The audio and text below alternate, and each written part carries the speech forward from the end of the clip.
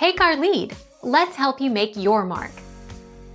Our goal is your satisfaction. Let us show you the way. Add sprinkles after baking whichever method you use. Start with cookies that have cooled completely.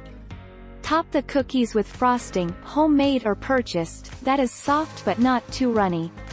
Sprinkles will not stick to dry, stiff frosting.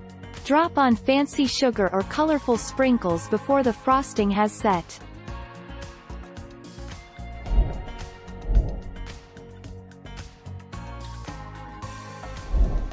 Take our lead.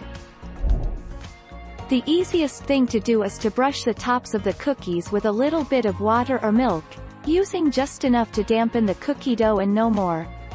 This will help the sprinkles stick and won't change the finished appearance of the cookie when you're done baking.